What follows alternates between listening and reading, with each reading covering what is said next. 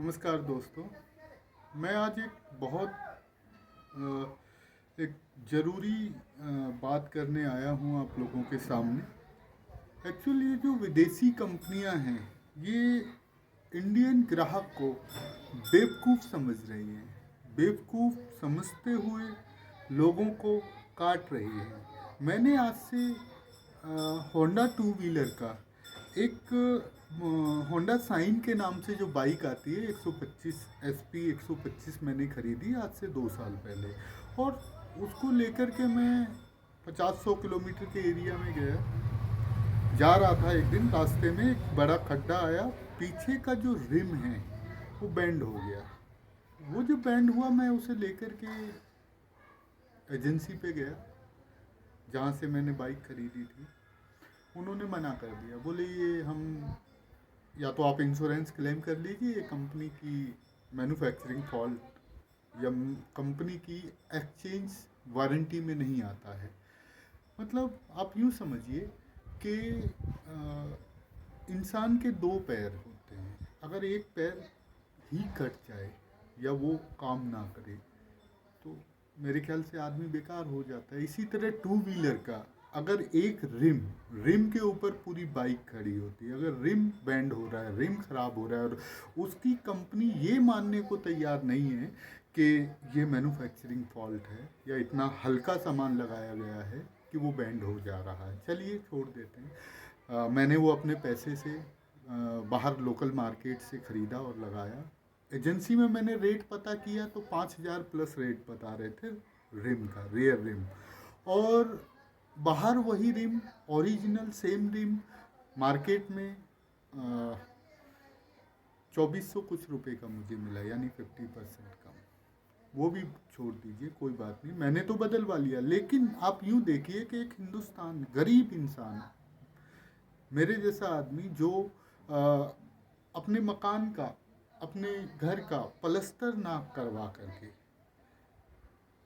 इन हालातों से जूझते हुए, क्योंकि मुझे रोज़ अपने काम से बाहर जाना होता है, इसलिए मैंने एक उधार कर्जा लेकर के बाइक ली। और हिंदुस्तान का 99% आदमी इसी प्रकार बाइक खरीदता है, क्योंकि आज हिंदुस्तान में ज़्यादातर लोगों की व्यवस्थाएं बाइक के अलावा कुछ और खरीदने की नहीं है।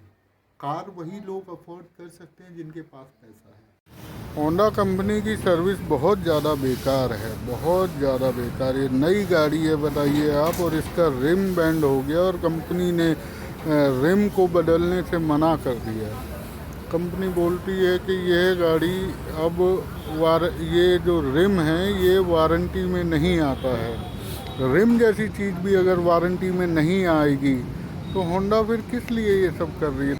लेकिन बाइक के नाम पे ये जो विदेशी कंपनियां हैं, हिंदुस्तान गरीब लोगों को लूट रही हैं। अब मैं एक मेरा नई गाड़ी है, आप देखिए, और इस गाड़ी का हेड गैस्किट लीक हो गया। हेड गैस्किट मतलब इंजन का जो हेड, उसका जो गैस्किट वो लीक हो गया, वहाँ से तेल रिसने लगा, ऑयल रिसने लगा। मैं आज उसको चेंज कराने गया तो पहली बात तो पहले मैकेनिक नीचे जो एंट्री करता है एजेंसी पे, गाड़ी को सर्विस के लिए लेता है, उसको यही पता नहीं है कि हेड गैस्किट हमारी एजेंसी में है भी या नहीं है। 1 घंटा तो उसने कंफर्म कराने में लगा दिया। मेरी बात पे ध्यान दीजिएगा, 1 घंटा तो उसने इस चीज़ को कंफर्म कराने में ही लगा दिया कि गैस्किट है भी या नहीं है स्टॉक में। देन फिर पता लगा कि हाँ गैस्किट है, तो गैस्किट ले जाने के लिए, अब मुझे नहीं पता वो गैस्किट कैसी थी, मुझे तो वो बिना पैकिंग के दिखाई कि ये है जी, और वो 150 रुपया आप दीजिए और ये बदल जाएगी। ठीक है, मैं तो बदलवा लाया। लेकिन मैं जब बाहर निकल के आया और अपनी बाइक को लेने के लिए, तो मैंने देखा कि गाड़ियाँ 3 व्हीलर में लोड हो करके आ रही हैं। तो मैं तो समझ रहा था अब तक कि मैं अकेला ही फंसा हूँ होंडा में, होंडा का 2 व्हीलर लेकर के मेरे ही साथ ऐसा हुआ है। ऐसा नहीं है। मैंने जब आज देखा, क्योंकि आज थोड़ा सा मेरे पास टाइम था, तो मैंने देखा कि ऑटो में लोड करके लोग लेके आ रहे हैं स्कूटी को, होंडा की बाइकों को, जो भी कस्टमर आ रहा है सेकंड या थर्ड या फोर्थ सर्विस के लिए, वो रो रहा है, वो चिल्ला रहा है। मतलब मैं अकेला परेशान नहीं हूँ। जब मैंने मुझसे सहा नहीं गया आज, तो मैंने आकर के ये वीडियो बनाया और ये जानकारी मैं लोगों को देना चाहता हूँ कि होंडा जैसी कंपनियों से आप बचिए, अन्यथा मेरे जैसे गरीब आदमी के साथ जैसा हुआ वो किसी और के साथ ना हो। ये मेरी आप सब लोगों से हाथ जोड़ करके प्रार्थना है कि बचिए, अपनी मेहनत का पैसा इन कंपनियों को मत दीजिए, आप बर्बाद मत होइए। नमस्कार।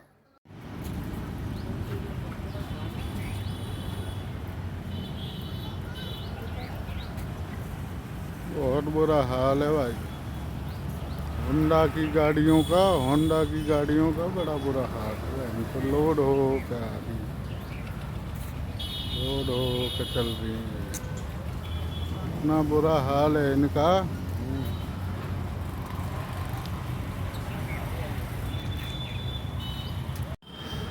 सिर्फ आदमियों की जेब पर पॉलिश लगा रही है होंडा।